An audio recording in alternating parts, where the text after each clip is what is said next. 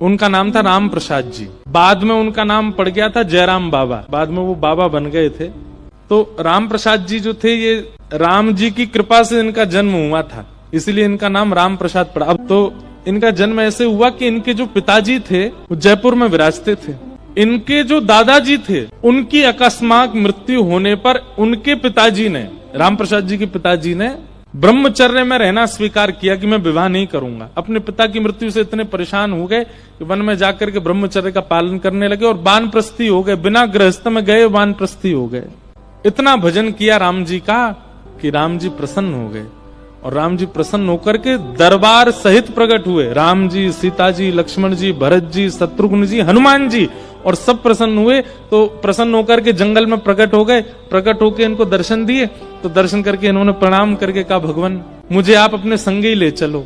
तो राम जी ने इनको आज्ञा की, नहीं हम तुमसे कुछ आज्ञा करने आए हैं। बोले क्या?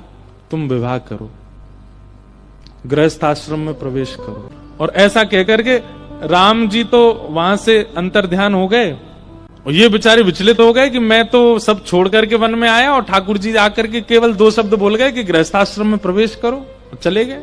आपने आकर के फिर अब यूं सोचें ब्याह करूं तो किससे करूं? ठाकुर जी तो कह गए ब्याह करो। अब जो भी इनके घर आता, उससे विद्वान तो थे, इनसे आकर के जो भी ब्राह्मण मिलते, बुजुर्ग थोड़े से धीमे से पूछते, आपकी बेटी है? तो सामने बोलते हाँ है। तो ब्याह हो गया उसका? तो कह देते हाँ हो गया। तो ये बेचारे नीचे नजर करके बैठे रहते। लेकिन कोई कहता आपकी बेटी है? हाँ है। ब्याह हो गया? नहीं हुआ। हम कैसे वर रहेंगे आपकी बेटी के लिए? वो कोई अपने आप कैसे कह सकता भाई?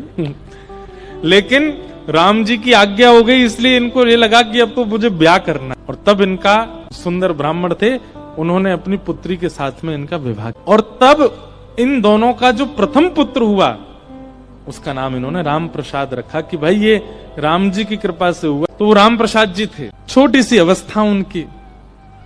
तो जयपुर में गोविंद देव जी के मंदिर में गोविंद देव जी के सेवायत गोस्वामी के जो बालक थे वो राम प्रसाद जी की उम्र के ही थे, छोटे छोटे थे सब। तो उनके साथ राम प्रसाद जी खेलने के लिए मंदिर में जाते थे। तो गोविंद देव जी में मंदिर में खेलने जाते थे तो उनको ऐसा लगता था कि गोस्वामियों के 3 बालक हैं, ये 2 तो मेरे साथ खेलते हैं और एक सज धज के मंदिर में खड़ा रहता है गोविंद देव जी। बोले ये वाला जो बालक है जो मंदिर में बैठा है ना, ये शायद गोसाई जी को बहुत ज्यादा अच्छा लगता है, इसलिए देखो रोज इसको कभी लाल पीताम्बरी, कभी पीली पीताम्बरी, सोने के आभूषण, हाथों में कड़ूले, पाम में पाजे, मोर मुकुट, कानों में कुंडल और ऐसा तिलक विलक लगा के इतना सुंदर करके तैयार करके उस बालक को तो सिंहासन पे बैठा के रखते हैं। और ये 2 थोड़े कम प्रिय हैं, ये 2 मेरे साथ खेलते हैं। कैसा उनका सहज बाल स्वभाव। तो जब कभी गोटी खेलते थे तीनों बालक मिलकर के, गोविंद देव जी के प्रांगण में ही खेलते थे। तो गोटी खेलते खेलते ये राम प्रसाद जी गोविंद देव जी को देखते और उनको गोटी का प्रलोभन देते। बोले तुम नहीं खेलोगे? हम सब खेलते हैं, तुम भी खेलो। तो मन में विचार करते, जैसे मेरी माँ कभी मैं ज्यादा तैयार हो जाता हूं तो मना करती है ना, बाहर मत जाना, ऐसे ही इतने तैयार रहते हैं, इसलिए शायद इनको अनुमति नहीं होगी खेलने की। लेकिन राम प्रसाद जी का बहुत मन होता था कि कभी गोविंद देव जी उनके साथ गोटी खेलें। उन दोनों बालकों से भी कहते थे, बोले तुम दोनों अकेले आते हो, ये इनको क्यों नहीं लेके आते? तो वो दोनों हंस जाते। वो भी बालक, वो क्या जाने, बोले ये नहीं आते, यहीं रहते हैं। लेकिन राम प्रसाद जी का ये बाल स्वभाव की ठाकुर जी मेरे संग गोटी क्यों नहीं खेलते, ये गोसाई जी का बड़ा बेटा है, प्यारा बेटा, ये मेरे साथ क्यों नहीं खेलता।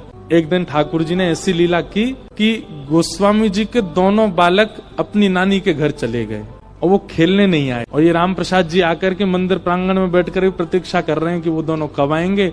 कभी गोटी नीचे मारें, कभी गोटी उछालें, हाथ में ले लें, और प्रतीक्षा कर रहे हैं वो दोनों कब आएंगे।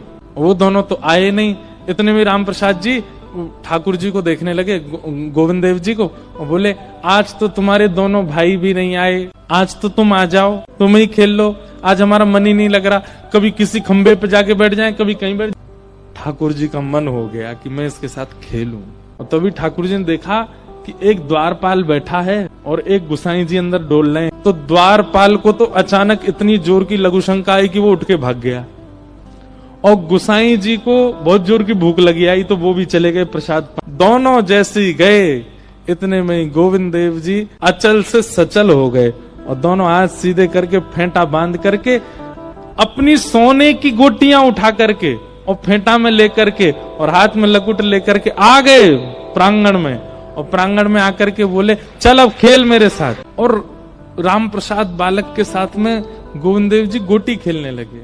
वो बालक खेल में तो उसकी कमरुचि, ठाकुर जी जैसे चले, ठाकुर जी जैसे बैठे, ठाकुर जी जैसे मुस्कुरावे, नैन मटकावे, वो तो उन्हीं पे ही मोहित होता जा रहा था। इतने सुंदर लग रहे थे ठाकुर। राम प्रसाद बालक तो देख करके मंत्रमुग्ध हो गया ठाकुर जी, खेलना वेलना भूल गया। ठाकुर जी उसके सामने खड़े गए, अरे रोज मोए बुलावे खेलवे आजा, खेलवे आजा, आज मैं खेलवे आऊं तो मेरे संग खेले ही ना रहे हो, काई को बुलायो करे। पटक जाता हूं, कभी आपकी चाल पे अटक जाता हूं, कभी आपके हाथों पे। आप तो ढक के खेलो खुद को, तो ही खेल हो सकता है।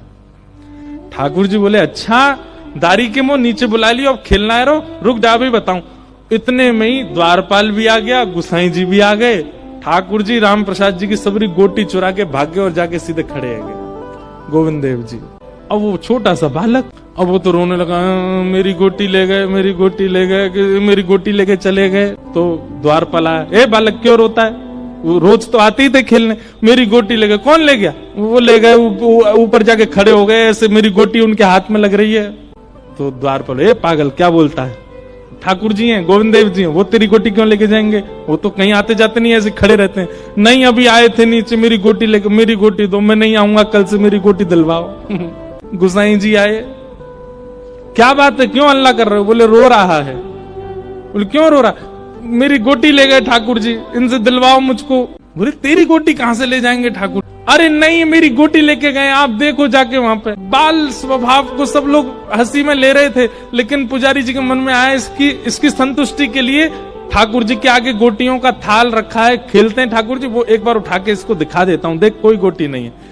पुजारी जी जैसे ही गए और थाल में जाके देखा तो सोने चांदी की गोटी ठाकुर जी की, और उनमें रंग बिरंगी सामान्य सी गोटियां राम प्रसाद जी की पड़ी हुई थी। गोसाई जी तो देख करके बोले ये तो मैं ही श्रृंगार करता हूं, मैं ही सब व्यवस्थित करता हूं, जो गोटियां ठाकुर जी की तो है नहीं।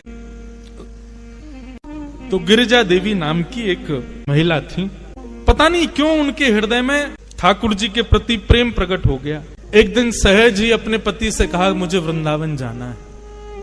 पति ने कहा ठीक है, कल तुम्हारी व्यवस्था कर देते हैं, वृंदावन चली जाओ, लेकिन मैं केवल जाके दर्शन करके वापस आने के लिए नहीं मांग रही हूं आज्ञा, मैं सदा के लिए वृंदावन ही रहूंगी, मैं वापस नहीं आऊंगी। पति ने पहले तो बहुत मना किया, बहुत दिन तक उसकी आज्ञा का, बोले ऐसे कैसे जाने दूंगा, कहाँ रहोगी, क्या बोले वो नहीं पता, बस मुझे वृंदावन जाने दो। जब स्थिति ऐसे होने लगी, कृष्ण विरह का ज्वर चढ़ने लगा, बुखार आने लगा, किसी भी औषधि से भी वो बुखार दूर नहीं होता था। तो पति ने यही सोचा उसी में भलाई है कि इनको वृंदावन भेज। श्री राधा रमण जी की अनन्य भक्त, सदा उन्हीं के दर्शन, उन्हीं की लीला का अनुभव करते। कभी ठाकुर जी स्वप्न में आते, कभी मंदिर में वो दर्शन कर रही होती तो उनको अनुभव होता कि कंधे पे बैठे हैं मेरे और मुझे ऐसे करके देख रहे हैं। लेकिन जैसे ही वो उस अनुभव में प्रवेश करती, ठाकुर जी अंतर्ध्यान हो जाते, उनको ये पीड़ा सहन नहीं होती। और राधा रमन जी से कहती आप आते ही क्यों जब आपको मिलना ही नहीं है, तो आप मुझे स्वप्न में क्यों दिखते हो जब आपको निरंतर रहना ही नहीं है, मुझे स्पर्श करके क्यों जाते हो जब मेरा स्पर्श नहीं आपको करवाना है, तो मत किया करो आप ऐसे। मैं नित्य मंदिर आऊं, आपको देखूं, चली जाऊं, यहीं तक भक्ति रहने दो ना, आप क्यों मुझे पीड़ा देते हो। एक दिन महामंत्र का जाप कर रही थी, हरे कृष्ण कृष्ण कृष्ण हरे हरे, हरे राम राम राम हरे हरे। महामंत्र का जप निरंतर करती थी, और जब वो जप करने बैठती, कभी उनको नींद सी आने लग जाए, कभी पीछे से नोच के भग जाए ठाकुर जी, ऐसे कुछ ना कुछ करते थे।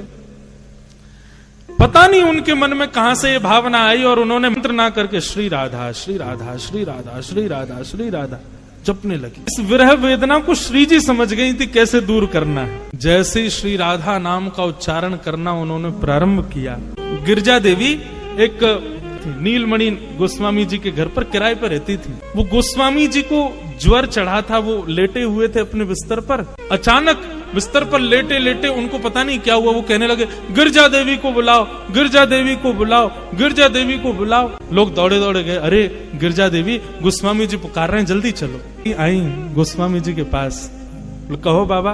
तो गोस्वामी जी रोते रोते बोले अब तुम मुझे छोड़ दोगी, तुम मेरा नाम नहीं जपोगी, तुम श्री जी को ही ध्याओगी, तुम श्री जी को ही पुकारोगी, मेरा नाम नहीं बोलोगी।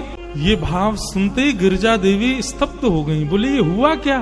तब उनको याद आया, बोले मैं महामंत्र करते करते श्री जी का नाम उच्चारण करने लगी, इसलिए ठाकुर जी ही इन गोस्वामी जी के मुख से मुझे संकेत कर रहे हैं और विरह व्याप्त करके कह रहे हैं कि मेरा नाम क्यों नहीं ध्या रही हो, मुझे छोड़ दोगी, अब तुम श्री जी की हो जाओगी और सदा उन्हीं की रहोगी, मेरा नाम नहीं ध्याओगी। तुरंत उन्होंने बैठ करके महामंत्र का जप किया। जैसे ही महामंत्र किया तो तब गोस्वामी जी ठीक हुए। तब उनको चाबी पता चल गई ठाकुर जी। मतलब ठाकुर जी महामंत्र आदि ये सब ठाकुर जी के नाम है, सब अत्यंत श्रेष्ठ हैं।